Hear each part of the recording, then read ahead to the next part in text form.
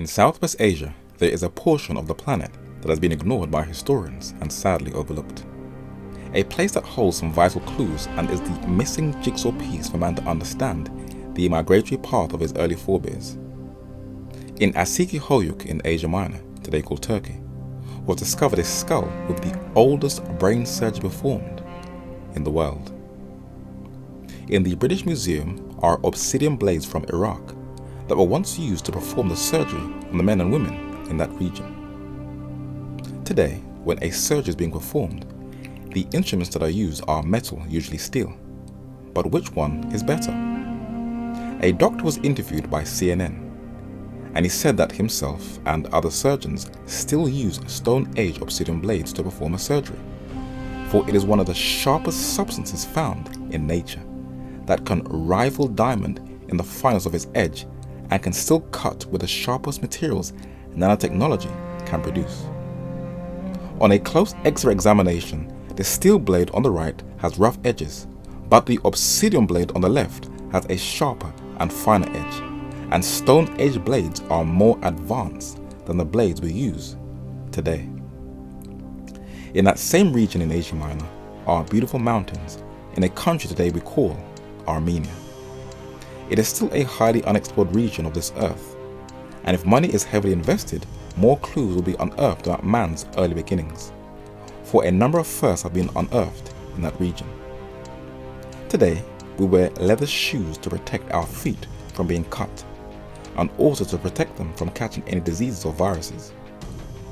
Women wear skirts to cover their nudity, well, depending on what length that it is. And modern day technology has given us a closer, intricate knowledge of the brain and how it works.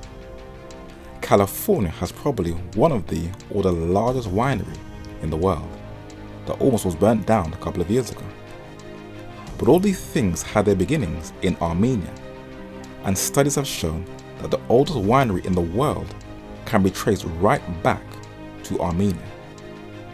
The New York Times in 2011, when reviewing this winery, recorded that the cave designated Ararat 1, discovered in 1997, is proving a perfect time capsule, a window into the Copper Age or late Chalcolithic period, when humans are believed to have invented the wheel and domesticated horses, among other innovations. Ararat 1 is a cave that is situated in southern Armenia, and in and around that cave was discovered the oldest leather shoe known to man, the oldest winery in the world, the oldest remains of a human brain, and the oldest skirt in the world. And Armenia holds some vital clues to man's early beginnings. A prolific writer was well aware of this, and in the 19th century, J.A. Wiley said that in the heart of the Armenian mountains, the mountains of Ararat, at the center of the earth, is placed the second cradle of the human family. And to this point, are we to trace up all the migrations of mankind. The mountains of Ararat is now owned by Turkey, but here is the clue to man's earliest migration route.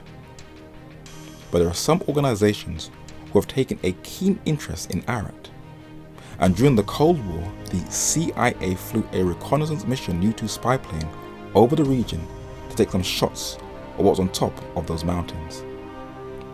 Though it has declassified a few documents to the public about their mission, they absolutely refuse to declassify any aerial photos to the public. And this may be the reason why. Today's generation is taught to believe that they are descended from apes, and it is promoted via film and through the most powerful journals. These apes are meant to have lived in Africa, and a theory was compiled in the 19th century called the Out of Africa theory. But who introduced that idea? In the 2015 video game Assassin's Creed Syndicate, one of its main characters is a 19th century English naturalist by the name of Charles Darwin. And in 1871 he published a book and said that it is therefore probable that Africa was formerly inhabited by extinct apes closely allied to the gorilla and chimpanzee. And as these two species are now man's nearest allies, it is somewhat more probable that our early progenitors lived on the African continent than elsewhere. This is known as the Out of Africa theory, that teaches that man came out of Africa and migrated and populated the entire earth. So, did mankind indeed come out of Africa, or did he come out of Ararat? It's a vital question, and one that needs to be thoroughly and intelligently answered.